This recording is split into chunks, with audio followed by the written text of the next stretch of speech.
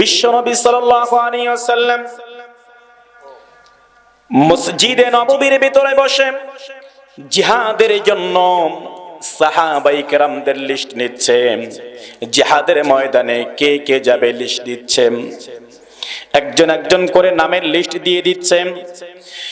বিশ্বনবী সাল্লাল্লাহু আলাইহি ওয়াসাল্লামের লিস্টগুলো করছেন। জিহাদে যেতে হবে।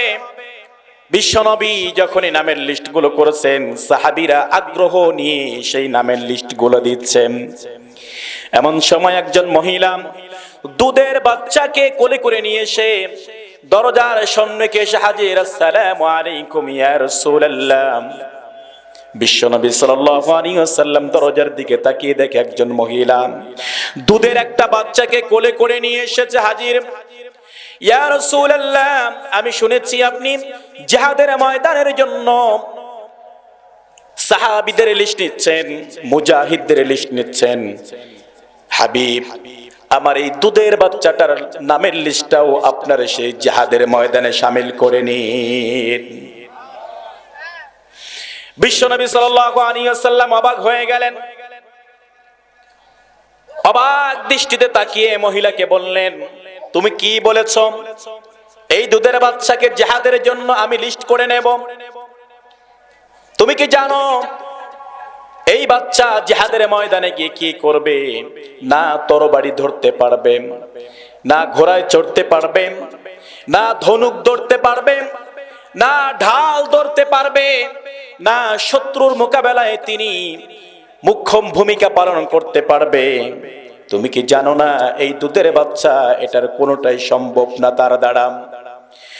মহিলা বলছে, ইয়া রাসূলুল্লাহ, আপনি যখন জিহাদের জন্য সাহাবীদের লিস্ট করেছেন, আমার বাড়িতে উপযুক্ত কোনো পুরুষ মানুষ নাই। ইতিপূর্বে একটা যুদ্ধের ময়দানে আমার স্বামী শহীদ হয়ে গিয়েছে। কেবলমাত্র এই দুধের বাচ্চাটা আমার কাছে উপস্থিত আছে। আপনি যখন জিহাদের ময়দানে যাবেন, আমি মা হয়ে কি করে এই সন্তানকে ঘরের ভিতরে রাখি? আপনি হাবিব, আপনার জন্য জীবন কুরবান, মা বাবা কুরবান হয়ে যাক, আপনার জন্য জীবন দিতে এক পা পিছপা হব না। আপনি জিহাদের ময়দানে যাবেন। ইয়া রাসূলুল্লাহ, আমি জানি আমার এই দুধের সন্তান ঢাল ধরতে পারবে না। আমি জানি আমার এই দুধের সন্তান জিহাদের ময়দানে তরবারি চালাতে পারবে না। আমি জানি আমার এই দুধের সন্তান জিহাদের ময়দানে শত্রুর মোকাবেলা করতে পারবে না। ইয়া রাসূলুল্লাহ, আমি জানি আমার এই দুধের সন্তান ঘোড়ায় চড়তে পারবে না। নবী গো, তবে আমি এটাও জানি আমার এই দুধের সন্তান ঢাল হতেও তো পারবে। চিল্লায়ে বলুন আল্লাহু আকবার। আর জোরে বলুন আল্লাহু আকবার। বিশ্বনবী সাল্লাল্লাহু আলাইহি ওয়াসাল্লাম বললেন, কি বলছো তুমি ঢাল হতে পারবে? কি বলছো তুমি ঢাল হতে পারবে? কিভাবে সম্ভব?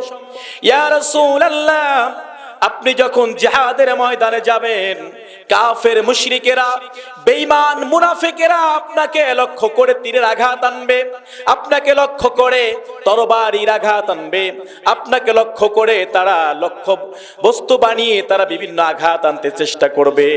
নবী গো, আপনি তখন সেই সময়ে আমার এই কলিজার টুকরা সন্তানকে এইভাবে ঢাল হিসাবে ব্যবহার করবেন। আপনার দেওয়া আঘাত আমার কলিজার টুকরা সন্তানের লেগে কলিজা টুকরো হয়ে যাবে, বিনিময়ে আমার হাবিব রক্ষা পাবে। সেই জন্য আমি আমার সন্তানকে জিহাদের ময়দানে পাঠাতে চাচ্ছি। চিল্লায়ে বলুন আল্লাহু আকবার। আর জোরে বলুন আল্লাহু আকবার। কেমন ঈমানদার ছিল তারা, কেমন ঈমান তাদের ছিল, কি ঈমানদার, ঈমানের পরিচয় দিয়েছে। বিশ্বনবীর কলিজাতে কেউ আঘাত করবে, মা হয়ে আমি এটা সহ্য করব না। আমার এই দুধের সন্তান, আপনার দেওয়া আঘাত, এই সন্তানের লাগে সন্তান দুনিয়ার থেকে শহীদ হয়ে যাবে, কিন্তু বিনিময়ে আমার রাসূল রক্ষা পাবে। কি আশ্চর্য কথা! সেই জায়গায় উপস্থিত ছিল রোমের একজন গোয়েন্দা। রোম সরকার পাঠিয়ে দিয়েছে, যাও যাও দেখো তো মুসলমানরা দিন দিন তারা সংখ্যা বৃদ্ধি হচ্ছে, তাদের বিজয়ের সীমানা দিন দিন দেশ থেকে দেশান্তর চলে যাচ্ছে, দিন দিন বৃদ্ধি পাচ্ছে। কিভাবে তারা এই বিজয়গুলো অর্জন করছে একটু দেখে আসো। রোম সম্রাট যখন তার গোয়েন্দাকে পাঠিয়ে দিল, গোয়েন্দা এবার এসে যখন দেখে মুসলমানদের ইমানের এই অবস্থা, রোম সম্রাটের গোয়েন্দা চলে গেল, রোম সম্রাটকে বলল, হে রোমের বাদশা, খবরদার মুসলমানদের বিরুদ্ধে যুদ্ধ করার দুঃসাহস করো না, খবরদার মুসলমানদের বিরুদ্ধে যুদ্ধ করার দুঃসাহস করো না। রোমের বাদশা বলল, কি জন্য যুদ্ধ করব না, কি জন্য যুদ্ধ করব না? তাহলে কি আমাদের চাইতে তাদের সৈন্য বেশি? রোমের গোয়েন্দা বলছে, না, মুসলমানদের তেমন কোনো সৈন্য নাই। তাহলে কি আমাদের চাইতে তাদের শক্তি বেশি? বলে না, আমাদের চাইতে তাদের শক্তিও বেশি না, কারণ তারা জীর্ণ শীর্ণ রুটি খেয়ে মানুষ, তাদের তেমন শক্তিও নাই। তাহলে কি আমাদের চাইতে তাদের অস্ত্র বেশি? বলে না, না, তাদের তেমন কোনো অস্ত্র নাই, কেবলমাত্র তরবারের ঢাল দিয়ে যুদ্ধ করে। রোমের বাদশা এবার রাগ হয়ে বলছে, তাহলে কেন তুমি আমাকে নিষেধ করছো? কেন তুমি নিষেধ করছো যুদ্ধে যাওয়ার জন্য? এবার ইসলামের জন্য তেমন কোনো কষ্ট স্যাক্রিফাইস করতে হয় নাই, মোহাব্বত সেই জন্য কম, ঠিক কিনা? যদি স্যাক্রিফাইস করতে হতো ঈমানটাও বেড়ে যেত। হাদি সাহেবরা এখানে আছে, আল্লাহ তাআলা তাদেরকে পবিত্র কাবা জিয়ারত করার তৌফিক দিয়েছে। আমিও গত মার্চ মাসে উমরায় গিয়েছিলাম, সেখানে গিয়ে দেখেছি আসলে ইসলাম এদের জন্য, ইসলাম এত সহজে আমরা পেয়েছি, এই ইসলামের জন্য তারা কত কষ্ট করেছে। আল্লাহু আকবার, কত কষ্ট করেছে এই ইসলামের জন্য। বিশ্বনবী সাল্লাল্লাহু আলাইহি ওয়াসাল্লাম জন্মের পর থেকে নিয়ে 40 বছর বয়স পর্যন্ত তিনি ছিলেন সাদিক, আল আমিন, আমানতদার। মক্কার জমিনে সবচেয়ে বিশ্বস্ত ব্যক্তিত্ব ছিল বিশ্বনবী মুহাম্মদুর রাসূলুল্লাহ সাল্লাল্লাহু আলাইহি ওয়াসাল্লাম। তার কোনো শত্রু ছিল না, কেবলমাত্র মক্কায় নয়, তদানীন্তন আরব জাহানে জুড়ে ছড়িয়ে পড়েছিল বিশ্বনবীর চারিত্রিক বৈশিষ্ট্য। কিন্তু যখনই এই কোরআন আসলো, কোরআনের বাণী যখন আসলো, একে একে আমানতদার, সাদিক, এরপরে আল আমিন সব বাদ দিয়ে বিশ্বনবীকে পাগল উপাধি দিল। নাউজুবিল্লাহ বলুন। আবার বলল জাদুকর, আবার বলল কবি। এইভাবে বিশ্বনবী সাল্লাল্লাহু আলাইহি ওয়াসাল্লামকে একের পর এক উপাধি দিল। কেবলমাত্র উপাধি দিয়ে কি ক্ষান্ত হয়েছে? ক্ষান্ত হয়েছে? অমায়িক নির্যাতন চলে এসেছে। আজকে আমি সেদিকে যাব না। খুতবার শুরুতে কয়েকটা আয়াত তেলাওয়াত করেছি। সূরা মুদ্দাসসির, সূরা মুদ্দাসসিরের 40 থেকে 46 নম্বর আয়াত পর্যন্ত আমি খুতবার শুরুতে তেলাওয়াত করেছি। যতটুকু সময় পাবো ইনশাআল্লাহ এই আয়াতের উপরে আলোচনা করার চেষ্টা করব। আল্লাহ তাআলা যদি তৌফিক দেন আর আপনারা যদি দোয়া করতে থাকেন ইনশাআল্লাহ। শুনবেন তো আপনারা? না শুনে উপায় নেই, কারণ আমার পরে একজন মেহমান আছে। তো কোরআনের কথা, এটা কার কথা বলেন তো দেখি? জোরে বলতে হবে, কার কথা? আরো জোরে। আল্লাহর কথা। কার কথা? আল্লাহ তাআলার কথা। এখানে আমরা আলেম যারা আছে এরা বাপদাদার কিস্সা বলতে আসে। হ্যাঁ, কি বলতে আসে? কোরআন হাদিসের কথা। এই মজলিসে বসেছেন, লাভ না লস? আরো জোরে বলতে হবে, লাভ। আমি শুনেছি আপনারা 1টা 2টা পর্যন্ত মাহফিল শোনেন। আসলে 1টা 2টা পর্যন্ত মাহফিল করা আপনারা শোনেন, কিন্তু আমাদের পক্ষে করা সম্ভব নয়। কারণ রেগুলার যদি এরকম ভাবে আপনাদের মতো সবাই শিডিউল করে দেয়, তাহলে বক্তাদের জীবন শেষ। এই কঠিন পরিস্থিতিতে কথা বলাটা কত যে কঠিন অবস্থা, এই কনকনে শীতের ভিতরে। তারপরে আল্লাহ তাআলার বিশেষ রহমত ছাড়া এটা কোশ্চিন কালেও সম্ভব নয়।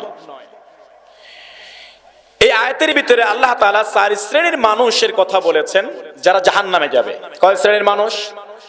আরো জোরে বলতে হবে, কয় শ্রেণী? জোরে বলতে হবে, কয় শ্রেণী? জোরে বলুন, মনে রাখবেন।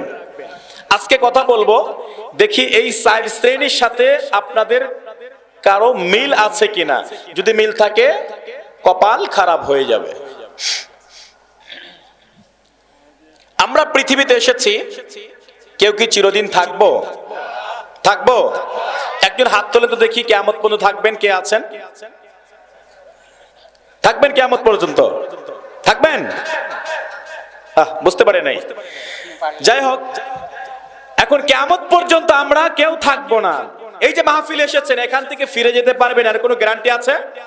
গ্যারান্টি আছে? একজন গ্যারান্টি দিতে পারবেন? কেউ না। কেউ থাকতে পারবো না, সবাই চলে যাবো। ভাই একটু সাউন্ডটা উঠিয়ে দিন, একটু বাড়াই দিন। সবাই চলে যাব, কেউ থাকবো না। মরার পরে আপনার এই বডিটা, এটাও মাটির সাথে মিশে যাবে, মাটির সাথে মিশে যাবে। এর একটা সময়সীমা আছে, এর একটা সময়সীমা আছে। 6 দিন পরে নখ খসে যাবে, 9 দিন পরে চুল। কবর গাহের সামান নিতে কইরো না কেউ ভুল। 6 দিন পরে নখ খসে যাবে, 9 দিন পরে চুল। কবর গাহের সামান নিতে কইরো না কেউ ভুল। কবর জায়গা ভালো নয়, কবর জায়গা ভালো নয়, কবর জায়গা ভালো নয়। আমল দিয়ে কবর গৃহ সাজিয়ে নিতে হয়, কবর জায়গা ভালো নয়। আমল দিয়ে কবর গৃহ সাজিয়ে নিতে হয়, ঠিক কিনা? 17 দিনে পেট ফেটে শেষ প্রকার খাদ্য হবে। 7 দিন পরে গোশ থাকবে না, কঙ্কাল পড়ে রবে। 17 দিনে পেট ফেটে শেষ প্রকার খাদ্য হবে। 7 দিন পরে গোশ থাকবে না, কঙ্কাল পড়ে রবে। 90 দিনে হাড়গুলি সব, 90 দিনে হাড়গুলি সব আলাদা হয়ে রয়। কবর জায়গা ভালো নয়, কবর জায়গা ভালো নয়, কবর জায়গা ভালো নয়। আমল দিয়ে কবর গৃহ সাজিয়ে নিতে হয়, কবর জায়গা ভালো নয়। আমল দিয়ে কবর গৃহ সাজিয়ে নিতে হয়, ঠিক কিনা? আমল ছাড়া কবরে যাওয়া যাবে? বিশ্বনবী সাল্লাল্লাহু আলাইহি ওয়াসাল্লাম মসজিদে নববীর ভিতরে বসে জিহাদের জন্য সাহাবায়ে কেরামদের লিস্ট নিচ্ছেন। জিহাদের ময়দানে কে কে যাবে লিস্ট দিচ্ছেন, একজন একজন করে নামের লিস্ট দিয়ে দিচ্ছেন। বিশ্বনবী সাল্লাল্লাহু আলাইহি ওয়াসাল্লামের লিস্টগুলো করছেন। জিহাদে যেতে হবে। বিশ্বনবী যখনই নামের লিস্টগুলো করেছেন, সাহাবীরা আগ্রহ নিয়ে সেই নামের লিস্টগুলো দিচ্ছেন। এমন সময় একজন মহিলা দুধের বাচ্চাকে কোলে করে নিয়ে এসে দরজার সম্মুখে এসে হাজির। আসসালামু আলাইকুম ইয়া রাসূলুল্লাহ। বিশ্বনবী সাল্লাল্লাহু আলাইহি ওয়াসাল্লাম দরজার দিকে তাকিয়ে দেখে একজন মহিলা দুধের একটা বাচ্চাকে কোলে করে নিয়ে এসেছে হাজির। ইয়া রাসূলুল্লাহ, আমি শুনেছি আপনি জিহাদের ময়দানের জন্য সাহাবীদের লিস্ট নিচ্ছেন, মুজাহিদদের লিস্ট নিচ্ছেন। হাবিব, আমার এই দুধের বাচ্চাটার নামের লিস্টটাও আপনার সেই জিহাদের ময়দানে শামিল করে নিন। বিশ্বনবী সাল্লাল্লাহু আলাইহি ওয়াসাল্লাম অবাক হয়ে গেলেন। অবাক দৃষ্টিতে তাকিয়ে মহিলাকে বললেন, তুমি কি বলেছ? এই দুধের বাচ্চাকে জিহাদের জন্য আমি লিস্ট করে নেব। তুমি কি জানো এই বাচ্চা জিহাদের ময়দানে গিয়ে কি করবে? না তরবারি ধরতে পারবে, না ঘোড়ায় চড়তে পারবে, না ধনুক ধরতে পারবে, না ঢাল ধরতে পারবে, না শত্রুর মোকাবেলায় তিনি মুখ্যম ভূমিকা পালন করতে পারবে। তুমি কি জানো না এই দুধের বাচ্চা এটার কোনোটাই সম্ভব না তার দ্বারা। মহিলা বলছে, ইয়া রাসূলুল্লাহ, আপনি যখন জিহাদের জন্য সাহাবীদের লিস্ট করছেন, আমার বাড়িতে উপযুক্ত কোনো পুরুষ মানুষ নাই, ইতিপূর্বে একটা যুদ্ধের ময়দানে আমার স্বামী শহীদ হয়ে গিয়েছে, কেবলমাত্র এই দুধের বাচ্চাটা আমার কাছে উপস্থিত আছে। আপনি যখন জিহাদের ময়দানে যাবেন, আমি মা হয়ে কি করে এই সন্তানকে ঘরের ভিতরে রাখি? আপনি হাবিব, আপনার জন্য জীবন কুরবান, মা বাবা কুরবান হয়ে যাক, আপনার জন্য জীবন দিতে এক পা পিছপা হব না। আপনি জিহাদের ময়দানে যাবেন। ইয়া রাসূলুল্লাহ, আমি জানি আমার এই দুধের সন্তান ঢাল ধরতে পারবে না, আমি জানি আমার এই দুধের সন্তান জিহাদের ময়দানে তরবারি চালাতে পারবে না, আমি জানি আমার এই দুধের সন্তান জিহাদের ময়দানে শত্রুর মোকাবেলা করতে পারবে না। ইয়া রাসূলুল্লাহ, আমি জানি আমার এই দুধের সন্তান ঘোড়ায় চড়তে পারবে না। নবী গো, তবে আমি এটাও জানি আমার এই দুধের সন্তান ডাল হতেও তো পারবে। চিল্লায়ে বলুন আল্লাহু আকবার, আর জোরে বলুন আল্লাহু আকবার। বিশ্বনবী সাল্লাল্লাহু আলাইহি ওয়াসাল্লাম বললেন, কি বলছো তুমি ডাল হতে পারবে? কি বলছো তুমি ডাল হতে পারবে? কিভাবে সম্ভব? ইয়া রাসূলুল্লাহ, আপনি যখন জিহাদের ময়দানে যাবেন, কাফের মুশরিকেরা, বেঈমান মুনাফিকেরা আপনাকে লক্ষ্য করে তীরের আঘাত আনবে, আপনাকে লক্ষ্য করে তরবারির আঘাত আনবে, আপনাকে লক্ষ্য করে তারা লক্ষ্য বস্তু বানিয়ে তারা বিভিন্ন আঘাত আনতে চেষ্টা করবে। নবী গো, আপনি তখন সেই সময়ে আমার এই কলিজার টুকরা সন্তানকে এইভাবে ঢাল হিসাবে ব্যবহার করবেন। আপনার দেওয়া আঘাত আমার কলিজার টুকরা সন্তানের লেগে কলিজা টুকরো হয়ে যাবে, বিনিময়ে আমার হাবিব রক্ষা পাবে। সেই জন্য আমি আমার সন্তানকে জিহাদের ময়দানে পাঠাতে চাচ্ছি। চিল্লায়ে বলুন আল্লাহু আকবার, আর জোরে বলুন আল্লাহু আকবার। কেমন ঈমানদার ছিল তারা, কেমন ঈমান তাদের ছিল, কি ঈমানদার, ঈমানের পরিচয় দিয়েছে। বিশ্বনবীর কলিজাতে কেউ আঘাত করবে, মা হয়ে আমি এটা সহ্য করব না। আমার এই দুধের সন্তান, আপনার দেওয়া আঘাত, এই সন্তানের লাগে সন্তান দুনিয়ার থেকে শহীদ হয়ে যাবে, কিন্তু বিনিময়ে আমার রাসূল রক্ষা পাবে। কি আশ্চর্য কথা! সেই জায়গায় উপস্থিত ছিল রোমের একজন গোয়েন্দা। রোম সরকার পাঠিয়ে দিয়েছে, যাও যাও দেখো তো মুসলমানরা দিন দিন তারা সংখ্যা বৃদ্ধি হচ্ছে, তাদের বিজয়ের সীমানা দিন দিন দেশ থেকে দেশান্তর চলে যাচ্ছে, দিন দিন বৃদ্ধি পাচ্ছে। কিভাবে তারা এই বিজয়গুলো অর্জন করছে একটু দেখে আসো। রোম সম্রাট যখন তার গোয়েন্দাকে পাঠিয়ে দিল, গোয়েন্দা এবার এসে যখন দেখে মুসলমানদের ঈমানের এই অবস্থা, রোম সম্রাটের গোয়েন্দা চলে গেল, রোম সম্রাটকে বলল, হে রোমের বাদশা, খবরদার মুসলমানদের বিরুদ্ধে যুদ্ধ করার দুঃসাহস করো না, খবরদার মুসলমানদের বিরুদ্ধে যুদ্ধ করার দুঃসাহস করো না। রোমের বাদশা বলল, কি জন্য যুদ্ধ করব না, কি জন্য যুদ্ধ করব না? তাহলে কি আমাদের চাইতে তাদের সৈন্য বেশি? রোমের গোয়েন্দা বলছে, না, মুসলমানদের তেমন কোনো সৈন্য নাই। তাহলে কি আমাদের চাইতে তাদের শক্তি বেশি? বলে না, আমাদের চাইতে তাদের শক্তিও বেশি না, কারণ তারা জীর্ণ শীর্ণ রুটি খেয়ে মানুষ, তাদের তেমন শক্তিও নাই। তাহলে কি আমাদের চাইতে তাদের অস্ত্র বেশি? বলে না, না, তাদের তেমন কোনো অস্ত্র নাই, কেবলমাত্র তরবারের ঢাল দিয়ে যুদ্ধ করে। রোমের বাদশা এবার রাগ হয়ে বলছে, তাহলে কেন তুমি আমাকে নিষেধ করছো? কেন তুমি নিষেধ করছো যুদ্ধে যাওয়ার জন্য? এবার ইসলামের জন্য তেমন কোনো কষ্ট স্যাক্রিফাইস করতে হয় নাই, মোহাব্বত সেই জন্য কম, ঠিক কিনা? যদি স্যাক্রিফাইস করতে হতো ঈমানটাও বেড়ে যেত। হাদি সাহেবরা এখানে আছে, আল্লাহ তাআলা তাদেরকে পবিত্র কাবা জিয়ারত করার তৌফিক দিয়েছে। আমিও গত মার্চ মাসে উমরায় গিয়েছিলাম, সেখানে গিয়ে দেখেছি আসলে ইসলাম এদের জন্য, ইসলাম এত সহজে আমরা পেয়েছি, এই ইসলামের জন্য তারা কত কষ্ট করেছে। আল্লাহু আকবার, কত কষ্ট করেছে এই ইসলামের জন্য। বিশ্বনবী সাল্লাল্লাহু আলাইহি ওয়াসাল্লাম জন্মের পর থেকে নিয়ে 40 বছর বয়স পর্যন্ত তিনি ছিলেন সাদিক আল আমিন, আমানতদার।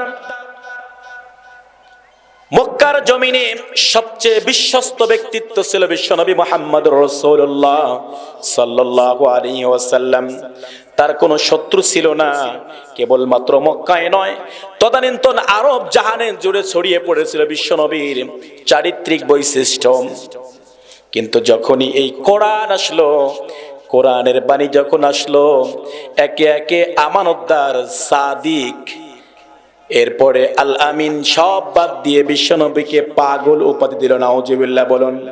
আবার বলল জাদুকর, আবার বলল কবি। এইভাবে বিশ্বনবী সাল্লাল্লাহু আলাইহি ওয়াসাল্লামকে একের পর এক উপাধি দিল। কেবলমাত্র উপাধি দিয়ে কি ক্ষান্ত হয়েছে? ক্ষান্ত হয়েছে? অমায়িক নির্যাতন চলে এসেছে। আজকে আমি সেদিকে যাব না। খুতবার শুরুতে কয়েকটা আয়াত তেলাওয়াত করেছি। সূরা মুদ্দাসসির, সূরা মুদ্দাসসিরের 40 থেকে 46 নম্বর আয়াত পর্যন্ত আমি খুতবার শুরুতে তেলাওয়াত করেছি। যতটুকু সময় পাবো ইনশাআল্লাহ এই আয়াতের উপরে আলোচনা করার চেষ্টা করব। আল্লাহ তাআলা যদি তৌফিক দেন আর আপনারা যদি দোয়া করতে থাকেন ইনশাআল্লাহ। শুনবেন তো আপনারা? না শুনে উপায় নেই, কারণ আমার পর একজন মেহমান আছে। তো কোরআনের কথা, এটা কার কথা বলেন তো দেখি? জোরে বলতে হবে। কার কথা? আরো জোরে। আল্লাহর কথা। কার কথা? আল্লাহ তাআলার কথা। এখানে আমরা আলেম যারা আছে এরা বাপদাদের কিসসা বলতে আসে। হ্যাঁ, কি বলতে আসে? কোরআন হাদিসের কথা। এই মজলিসে বসেছেন, লাভ না লস? আরো জোরে বলতে হবে। লাভ। আমি শুনেছি আপনারা 1টা-2টা পর্যন্ত মাহফিল শোনেন। আসলে 1টা-2টা পর্যন্ত মাহফিল করা আপনারা শোনেন, কিন্তু আমাদের পক্ষে করা সম্ভব নয়। কারণ রেগুলার যদি এরকম ভাবে আপনাদের মতো সবাই শিডিউল করে দেয়, তাহলে বক্তাদের জীবন শেষ। এই কঠিন পরিস্থিতিতে কথা বলাটা কত যে কঠিন অবস্থা, এই কনকনে শীতের ভিতরে। তারপরে আল্লাহ তাআলার বিশেষ রহমত ছাড়া এটা কোশ্চিন কালেও সম্ভব নয়। এই আয়াতের ভিতরে আল্লাহ তাআলা 4 শ্রেণীর মানুষের কথা বলেছেন যারা জাহান্নামে যাবে। কয় শ্রেণীর মানুষ? আরো জোরে বলতে হবে। কয় শ্রেণী? জোরে বলতে হবে। কয় শ্রেণী? জোরে বলুন, মনে রাখবেন। আজকে কথা বলবো, দেখি এই 4 শ্রেণীর সাথে আপনাদের কারো মিল আছে কিনা। যদি মিল থাকে কপাল খারাপ হয়ে যাবে। আমরা পৃথিবীতে এসেছি, কেউ কি চিরদিন থাকবো? থাকবো? একজন হাত তোলেন তো দেখি, কিয়ামত পর্যন্ত থাকবেন? কে আছেন? থাকবেন কিয়ামত পর্যন্ত? থাকবেন? বুঝতে পারে নাই। যাই হোক, এখন কিয়ামত পর্যন্ত আমরা কেউ থাকবো না। এই যে মাহফিল এসেছেন, এখান থেকে ফিরে যেতে পারবেন, আর কোনো গ্যারান্টি আছে? গ্যারান্টি আছে? একজন গ্যারান্টি দিতে পারবেন? কেউ না। কেউ থাকতে পারবো না, সবাই চলে যাবো। ভাই একটু সাউন্ডটা উঠিয়ে দিন, একটু বাড়াই দিন। সবাই চলে যাব, কেউ থাকবো না। মরার পরে আপনার এই বডিটা, এটাও মাটির সাথে মিশে যাবে। মাটির সাথে মিশে যাবে। এর একটা সময়সীমা আছে, এর একটা সময়সীমা আছে। 6 দিন পরে নখ খসে যাবে, 9 দিন পরে চুল। কবর গাহের সামান নিতে কইরো না কেউ ভুল। 6 দিন পরে নখ খসে যাবে, 9 দিন পরে চুল। কবর গাহের সামান নিতে কইরো না কেউ ভুল। কবর জায়গা ভালো নয়, কবর জায়গা ভালো নয়, কবর জায়গা ভালো নয়। আমল দিয়ে কবর গৃহ সাজিয়ে নিতে হয়। কবর জায়গা ভালো নয়, আমল দিয়ে কবর গৃহ সাজিয়ে নিতে হয়। ঠিক কিনা? 17 দিনে পেট ফেটে শেষ প্রকার খাদ্য হবে, 60 দিন পরে গোশ থাকবে না, কঙ্কাল পড়ে রবে। 17 দিনে পেট ফেটে শেষ প্রকার খাদ্য হবে, 60 দিন পরে গোশ থাকবে না, কঙ্কাল পড়ে রবে। 90 দিনে হাড়গুলি সব, 90 দিনে হাড়গুলি সব আলাদা হয়ে রয় কবর। জায়গা ভালো নয় কবর, জায়গা ভালো নয় কবর, জায়গা ভালো নয়। আমল দিয়ে কবর গৃহ সাজিয়ে নিতে হয় কবর, জায়গা ভালো নয়। আমল দিয়ে কবর গৃহ সাজিয়ে নিতে হয়, ঠিক কিনা? আমল ছাড়া কবরে যাওয়া যাবে? রব্বুল আলামিন বলেন, ফি জান্নাতি ইয়াতাসাআলুনা আনিল মুজরিমিনা মা সালাকাকুম ফি সাকার قالوا لم نك من المصلين ولم نك نطعم المسكين وكنا نخوض مع الخاعدين وكنا نكذب بيوم الدين চিল্লায়ে বলেন আল্লাহু আকবার, আরো জোরে বলেন আল্লাহু আকবার। মানুষের এই ইহকালীন জিন্দেগি শেষ হওয়ার পরে পরবর্তী স্টেশন হচ্ছে দুইটা, একটা হচ্ছে জান্নাত আর একটা হচ্ছে জাহান্নাম। একটা হচ্ছে জান্নাত আর একটা হচ্ছে জাহান্নাম। এখন আপনাদের কাছে একটা প্রশ্ন আমি করব, সবাই জবাব দেবেন। একটা প্রশ্ন করব, বলুন তো দেখি আমাদের আদি নিবাস কোথায় ছিল? মাশাআল্লাহ, একজন বলেছে। আদি নিবাস কোথায় ছিল? জোরে বলতে হবে, কোথায় ছিল? জান্নাতে। আদি নিবাস কোথায় ছিল? জোরে বলতে হবে, কোথায়? জান্নাতে। আমাদের আদি পিতার নাম কি? জোরে বলতে হবে, আদি পিতার নাম? ওয়াজ মুখস্থ করে নিয়ে যেতে হবে, খালি শুনবেন কোনটা আবার কোনটা, স্টেজ থেকে বের হয়ে যাবেন, মনে থাকবে না। এই ওয়াজ শুনে কোশ্চেন কালেও লাভ হবে না, মুখস্থ করে নিয়ে যান। আদি পিতার নাম আদম আলাইহিস সালাম। জাতির পিতা? আরো জোরে বলেন, জাতির পিতা। ভুল হবে? হ্যাঁ, এলোপাতারি বলা যাবে না, বললে ঈমান নষ্ট হয়ে যাবে। এখন আদম আলাইহিস সালাম বলেন তো দেখি, তাকে কোথায় রাখা হয়েছিল আগে? কোথায় রাখা হয়েছিল? জান্নাতে। তাহলে বাপের বাড়ি যদি জান্নাত হয়, সন্তানের বাড়ি কোথায়? হ্যাঁ, বাপের বাড়ি যদি জান্নাত হয়, সন্তানের বাড়ি কোথায়? আল্লাহ তাআলা বলেন, ওয়া আদাম উসকুন আনতা ওয়া যাওজুকাল জান্নাতা ওয়া কুলা মিনহা রাগাদান হাইথু শি'তুমা ওয়া লা তাকরাবা হাদিহিশ শাজারাতা ফাতাকুনা মিনাজ যালিমিন। চিল্লায়ে বলেন আল্লাহু আকবার, আরো জোরে বলেন আল্লাহু আকবার। রব্বুল আলামিন জানিয়ে দিলেন, হে আদম, তুমি আর তোমার স্ত্রী জান্নাতের ভিতরে বসবাস করো, যা খুশি খাও, যেখানে খুশি যাও, যেদিকে মন চায় যাও, ভ্রমণ করো, যা খুশি খাও, আনন্দ করো, ফুর্তি করো, উল্লাস করো। খবরদার, ওই যে একটা সীমানা আছে, ওয়ালা তাকরাবা হাদিহি শাজারা, খবরদার এই বর্ডার ক্রস করবা না। হাদিহি শাজারা ফাতাকুনা মিনাজ যালিমিন, যদি তোমরা এই গাছের নিকটবর্তী হও তাহলে জালিমদের অন্তর্ভুক্ত হয়ে যাবা, জালিমদের অন্তর্ভুক্ত হয়ে যাবা। কিন্তু শয়তান ফুসলিয়ে ফাসলিয়ে আদমকে না নিতে পেরে হাওয়া আলাইহিস সালামকে নিয়ে গেল গাছের কাছে নয়, কাছাকাছি নিয়ে ফলটাও খাওয়ালো। ভুল হয়ে গেল। আল্লাহ কি বলেছেন? ফাতাকুনা মিনাজ যালিমিন, জুলুম করেছো।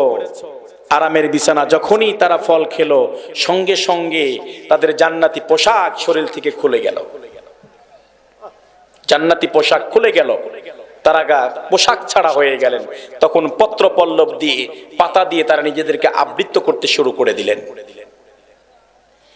রব্বুল আলামিন ঘোষণা করলেন, জুলুম করেছো, তোমাদের আর জান্নাতে জায়গা হবে না। নামিয়ে দেওয়া হলো, নামিয়ে দিলেন। আদম আলাইহিস সালামকে নামালেন সিংহল, শ্রীলঙ্কা, অ্যাডাম স্পিক, শ্রীলঙ্কার একটা পাহাড়।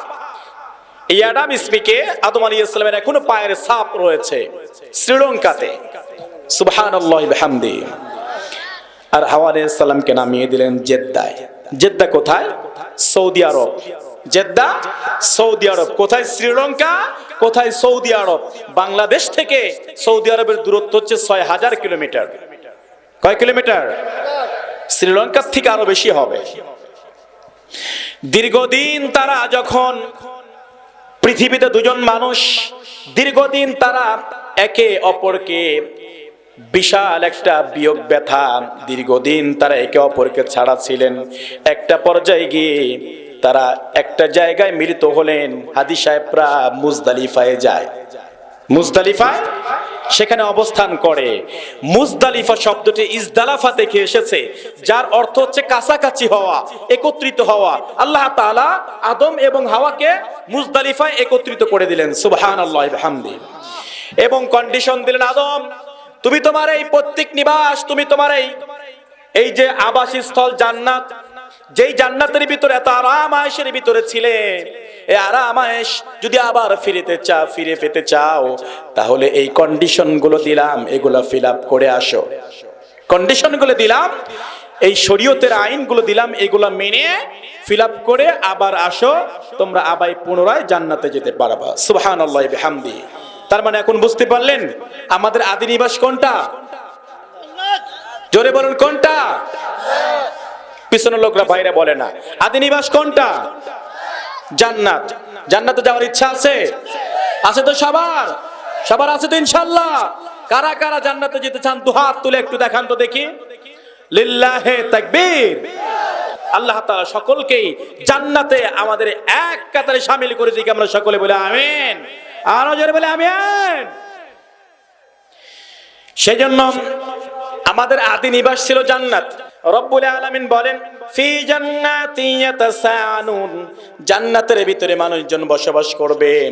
হাসর নাসর সব শেষ, বিচার কার্য কমপ্লিট হয়ে যাবে। বিচার কার্য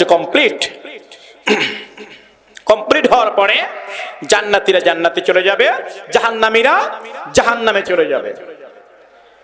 জান্নাতের তারা বড় বড় ফ্ল্যাট পাবে। জান্নাতের বড় বড় ফ্ল্যাট পাবে। ফ্ল্যাটগুলোকে দুনিয়ার কোন ফ্ল্যাটের মতো? দুনিয়ার কোন ফ্ল্যাটের মতো? দুনিয়ার ফ্ল্যাটগুলো বানানো হয় কি দিয়ে? ইট, বালু, সিমেন্ট, লোহা, এগুলো দিয়ে বানানো হয়। তারপরে আমরা যখন একটা ভালো প্রাসাদ বানাতে চাই, কোটি কোটি টাকা খরচ হয়ে যায়। ভালো একটা প্রাসাদ বানাতে চাইলে, রাজপ্রাসাদ যখন বানাতে চাই, কোটি কোটি টাকা খরচ হয়ে যায়। কিন্তু জান্নাতের যেই বিল্ডিং গুলো হবে, একটা ইট হবে স্বর্ণের, আর একটা ইট হবে রূপার। চিল্লায় বলেন সুবহানাল্লাহ। স্বর্ণের ইট। একটা ইট ওজন কতটুকু বলেন তো দেখি? 3 কেজি, 3.5 কেজি। আচ্ছা 3.5 কেজি কয় ভরি স্বর্ণ হবে? হ্যাঁ, হিসাব করেছেন কখনো? 3.5 কেজি কয় ভরি স্বর্ণ হবে? একটু মনোযোগ দিয়ে শুনতে হবে ভাইজা। কয় কেজি স্বর্ণ হবে? কয় ভরি স্বর্ণ হবে? এক ভরি স্বর্ণের দাম কত রাখুন? 80,000। হ্যাঁ, 80,000 সামথিং এক ভরি স্বর্ণের দাম। তাহলে একটা ইটের সমান কত ভরি স্বর্ণ হবে?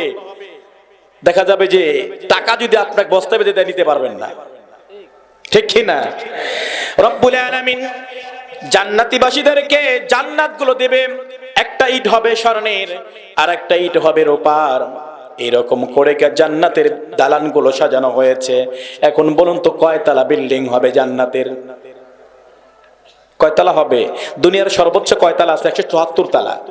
174 তলা বিল্ডিং আছে। এর উপর আর নিতে পারতেছে না। কিন্তু জান্নাতের বিল্ডিং গুলো দুনিয়ার বিল্ডিং এর মতো নয়। রব্বুল আলামিন জান্নাতের যারা হবে, জান্নাতীদেরকে কোরআন তেলাওয়াত করতে বলবে। আউযু বিল্লাহি মিনাশ শাইতানির রাজিম যখন বলবে, একতলা উপরে চলে যাবে। বিসমিল্লাহির রহমানির রহিম যখন বলবে, একতলা উপরে চলে যাবে।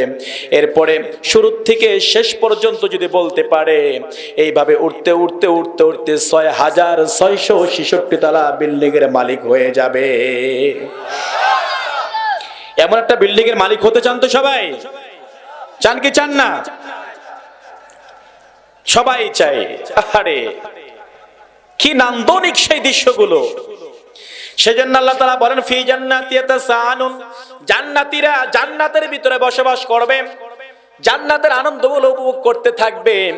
হঠাৎ করে তারা জান্নাতীরা জান্নাত ঘুরে ঘুরে ঘুরে ঘুরে এসে যখন বারান্দায় নেমে আসবে, বারান্দায় এসে সামনের দিকে তাকাবে, দেখবে ওই যে দুনিয়ার ভিতরে ওই যে আমার প্রিয় বন্ধু যার সাথে মুয়াজ্জিন আজান দিয়েছিল ফজরের আজান, আসসালাতু খায়রুম মিনান নাউম।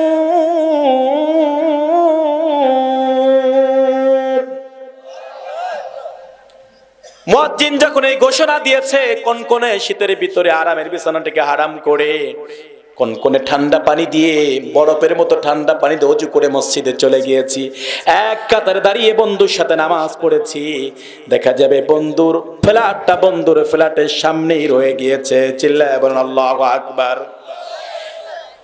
তাকিয়ে থেকে বলবে বন্ধু কি ব্যাপার, দুনিয়াতে তুমি আমার প্রতিবেশী ছিলে, দুনিয়ায় থাকা অবস্থায় এক কাতারে নামাজ পড়েছি, ইসলামের আন্দোলন করেছি, কোরআনের আন্দোলন করেছি, কাঁধে কাঁধ রেখে কোরআনের জন্য বিপ্লব করেছি, আজকে তুমিও জান্নাতি আমিও জান্নাতি, রব্বুল আলামিন তোমাকে আমাকে পাশাপাশি জায়গায় স্থান দিয়ে দিয়েছেন। চিল্লায় বলুন সুবহানাল্লাহ। এসো একটু গল্প করি, এসো একটু গল্প করি। কি গল্প? তারা বারান্দায় বসে গল্প করতে শুরু করে দেবে। গল্প করতে করতে হঠাৎ করে তাদের চোখ চলে যাবে জাহান্নামের দিকে, জাহান্নামের দিকে যাবে। বিশ্বনবী সাল্লাল্লাহু আলাইহি ওয়াসাল্লাম বলেন জান্নাত থেকে জাহান্নামের দূরত্ব লক্ষ লক্ষ মাইল দূরে, তারপরেও জান্নাত থেকে জাহান্নামীদেরকে স্পষ্ট দেখতে পাবে। হঠাৎ করে তাদের চোখ চলে যাবে জাহান্নামে। জাহান্নামে যাওয়ার পরে একজন আর একজনকে বলবে আনিল মুজরিমিন মা সালাকাকুম ফি সাকার, এই অপরাধীরা কোন কারণে সাকার নামক সেই জাহান্নামে গেল। এক বন্ধু আর এক বন্ধুকে প্রশ্ন করবে কোন কারণে। এক বন্ধু আর এক বন্ধুকে বলবে ভাই আমি তো জানি না কি জন্য তারা জাহান্নামে গেল। তাকে লক্ষ্য করে দেখবে জাহান্নামীরা তার কেউ নয়, ওই তো আমার প্রতিবেশী, ওই তো আমার এলাকার নেতা, ওই তো আমাদের এলাকার এমপি, ওই তো আমাদের এলাকার কোটিপতি, যাদেরকে আল্লাহ প্রভাব প্রতিপত্তি দিয়েছিল, যাদেরকে ক্ষমতা দিয়েছিল, যাদের সম্পদ দিয়েছিল, তারা মানুষকে মানুষ মনে করে নাই, বিলাসিতার জীবন যাপন করেছে, গরিব দুঃখীদেরকে সহযোগিতা করে নাই। কি ব্যাপার ওই মানুষগুলো জাহান্নামে কেন? একজন আরেকজনকে প্রশ্ন করবে, একজন আরেকজনকে প্রশ্ন করবে আনিল মুজরিমিনা মা সালাকাকুম ফি সাকার, কোন অপরাধে তারা সাকার নামক জাহান্নামে চলে আসলো। একে আরেকজনকে প্রশ্ন করবে, বলতে পারবে না কোন কারণ, আশ্চর্য হয়ে যাবে। এই তো আমার প্রতিবেশী ছিল, এর দাপটে আমরা রাস্তায় বের হতে পারতাম না, কেন সে জাহান্নাম? এরকম লোক আছে না নাই? কথা বলেন আছে না নাই? ক্ষমতার বড়াই দেখায়, ক্ষমতার দাপট দেখায়। কিসের ক্ষমতার বড়াই দেখো, তিনবার পাতলা পায়খানা করলেই তো শ্বাস, ঠিক কিনা? আরো জোরে বলেন ঠিক কিনা? তিনবার পাতলা পায়খানা করেছে, চতুর্থবার দেখো হসপিটালে বেহুশ হয়ে পড়ে আছে। স্ত্রী বেচারা পাশে গিয়ে পড়তেছে, ওগো তোমার কি হয়েছে, তোমার এই অবস্থা কেন? জড়িয়ে ধরে বলতেছে মা আমি মনে হয় বেশি দিন বাঁচবো না। কাকে বলতেছে? পাশে দাঁড়িয়ে ছিল ছেলে। ছেলে এবার চিন্তা করতেছে বাবা মা বলে কাকে, তার মা তো অনেকদিন আগেই মারা গেছে। এবার বলতেছে বাবা তুমি কাকে মা বলো, ওটা তো আমার মা। আরে ভাই চুপ থাক। কয়বার পায়খানা করছে? আর কয়বার? কিসের ক্ষমতা দেখাও? ক্ষমতার একমাত্র মালিক হচ্ছেন আল্লাহ, ঠিক কিনা? কথা বলেন ঠিক কিনা? তোমার ক্ষমতা কয় দিনের? সেই জন্য ক্ষমতা পেয়ে দাপট দেখাবেন না। ক্ষমতা দেওয়ার মালিককে, আরো জোরে বলেন মালিককে, আবার ছিনিয়ে নেওয়ার মালিককে। আজকে ক্ষমতা আছে কালকে নাই, এরকম ঘটনা অসংখ্য দেখেছি আমরা। আপনাদের জেলার একজন ছিল, কি নাম? নাম বলবো না আমি। ইসলামের একটা বৃহত্তম ফরজ ইবাদত নিয়ে বাটপারি করেছে, বেয়াদবি করেছে। ক্ষমতা ছাড়তে কয়েক ঘন্টাও লাগে নাই, ঠিক কিনা? জোরে বলেন ঠিক কিনা? ইসলাম নিয়ে বান্দরামি করে পৃথিবীর জমিনে কেউ ঠিক থাকতে পারে নাই। কথা বলেন ঠিক কিনা? কারণ ইসলাম বিজয় হবে আপনাকে নিয়ে অথবা আপনাকে ছাড়া, কিন্তু ইসলাম ছাড়া আপনি হেরে যাবেন, হারিয়ে যাবেন। ঠিক কিনা? আরো জোরে বলেন ঠিক কিনা? সেই জন্য তারা সামনের দিকে তাকিয়ে বলবে, কি আশ্চর্য ব্যাপার, ওই তো আমার প্রতিবেশী, ওই তো আমার এলাকার নেতা, ওই তো আমার এলাকার মেম্বার, কোটিপতি, শিল্পপতি, কেন তারা জাহান্নামে চলে গেল? একজন আরেকজনকে প্রশ্ন করবে, একজন আরেকজনকে প্রশ্ন করবে, এরা কেন জাহান্নামে আসলো? বলবে, ভাই তুমি কি জানো? বলে, না আমি জানি না। তো তুমি জানো? বলে, জানি না। তাহলে চলো যাই দেখি কে জানতে পারে। জাহান্নামের সেই দারোগা মালিক তার কাছে চলে যাবে, একদম গম্ভীর মেজাজে আছে, জাহান্নাম পাহারা দিচ্ছেন তিনি, মেজাজটা একটু কড়া হওয়াটাই স্বাভাবিক, আগুনে পাড়ে গেলে এমনি তো শরীর গরম হয়ে যায়। ঠিক কিনা? আর তিনি জাহান্নাম পাহারা দেয়, তার মেজাজটা এমনি কড়া থাকবে।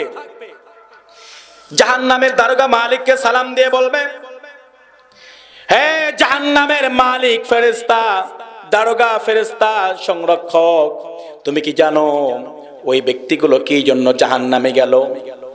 কি জন্য জাহান্নামে গেল? তিনি গম্ভীর মেজাজ দিয়ে বলবেন, না আমি সেটা জানি না, আমি জানি না, তাদের কাছে জিজ্ঞেস করো, তাদেরকে জিজ্ঞেস করো। যদিও লক্ষ লক্ষ মাইল জান্নাত থেকে জাহান্নামের দূরত্ব, তারপরেও জান্নাতীরা জাহান্নামীদের আযাবগুলো দেখতে পারবে, জাহান্নামীরা জান্নাতীদের সেই আনন্দগুলো দেখতে পারবে, একে অপরের কথাগুলো শুনতে পারবে। এরপরে ওই জান্নাতীরা তাদেরকে উদ্দেশ্য করবে, বলবে, হে জাহান্নামীরা, তুমি তো দুনিয়ায় থাকতে তোমার প্রভাব ছিল, ক্ষমতা ছিল, টাকা পয়সা ছিল, তুমি তো পাজেরো গাড়ি নিয়ে ঘোরাফেরা করেছো, এফজেড গাড়ি নিয়ে তোমার দাপটে রাস্তাঘাটে রিক্সাওয়ালার চলতে পারতো না, কেন তুমি আজকে জাহান্নামে আসলাম? কি কারণে তোমরা জাহান্নামী হয়েছো? এবার সেই জাহান্নামীরা বলবে, চারটি কারণে আমরা জাহান্নামী হয়েছি। কয়টি কারণ? আরো জোরে বলুন, কয়টি কারণ? জোরে বলতে হবে, কয়টি কারণ? একটু গরম পানির ব্যবস্থা করা যায় না? দেখেন তো একটু গরম পানি দেওয়া যায় কিনা। জিকির করি লা ইলাহা লা ইলাহা। ঠান্ডা, একটু গরম পানি নিস।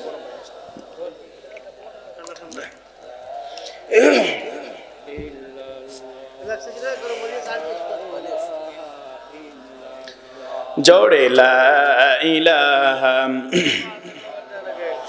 লা ইলাহা, তুমি মারো অবিরত, ক্ষমা করো তুমি বাঁচাও, তুমি মারো অবিরত, ক্ষমা করো।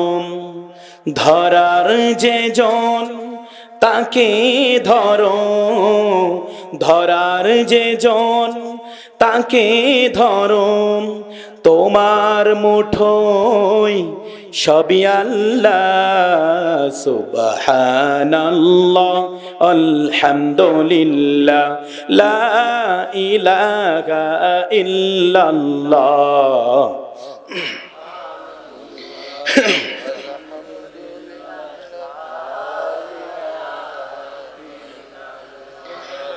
লা ইলাহা ইল্লাল্লাহু মুহাম্মাদুর রাসূলুল্লাহ সাল্লাল্লাহু আলাইহি ওয়াসাল্লাম।